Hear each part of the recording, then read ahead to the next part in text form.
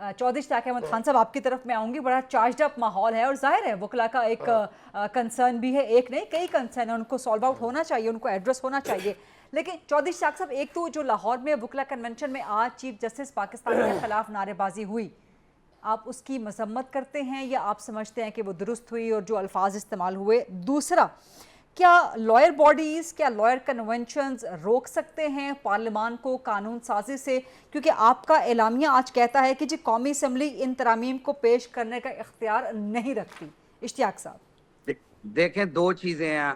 पहला सवाल है कि काजी साहब के खिलाफ जो अल्फाज इस्तेमाल हुए, ये काजी साहब को सोचना चाहिए कि यही काला कोर्ट था जिन्होंने इनको रिस्टोर करवाने के लिए इनके लिए पिटीशंस भी फाइल की, इनके लिए जलसे भी हुए।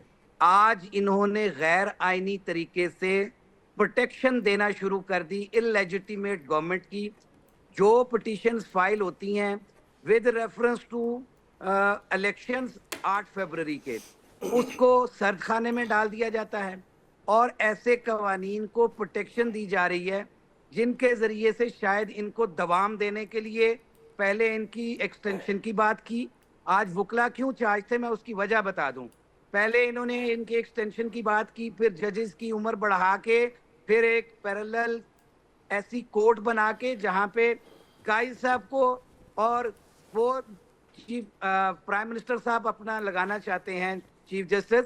इस तरह की अगर आप हरकत करेंगे तो वकील जो आपको यहाँ वापस ला सकते हैं, बिठा सकते हैं, वो आपको वहां से निकाल भी सकते हैं।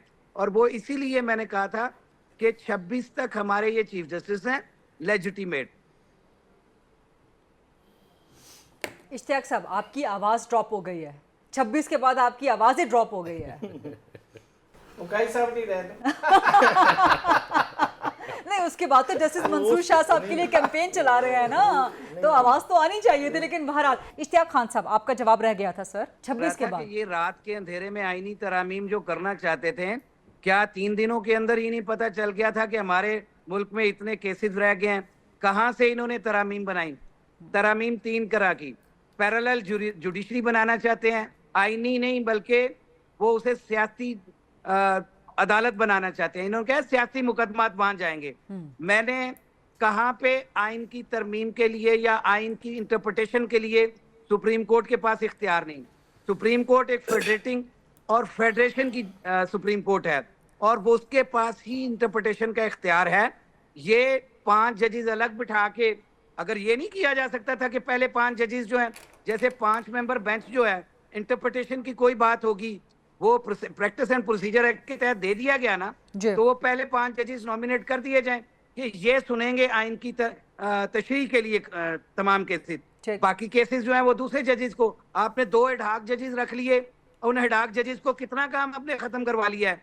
इसी तरह से अगर ये आइनी तरमीम अवाम के अंदर दी जाती, अगर ये पार्लियामेंट के लिए, आपको याद होगा कि 18वीं तरमीम के लिए 1.5 साल उस पर डिबेट चली थी, मुख्तलिफ हलकों में डिबेट चली थी। ये काला कोड जो है वो स्टेक होल्डर है। इन्होंने तो ओथ लेके ओथ को वायलेट करते हैं। हम ओथ ना लेके भी इस बात का ओथ लेते हैं कि हम आइन को प्रोटेक्ट करेंगे, हम आजाद अदलिया के लिए खड़े होंगे, जबरदस्त बात, मुल्क में जमहूरियत के लिए खड़े होंगे।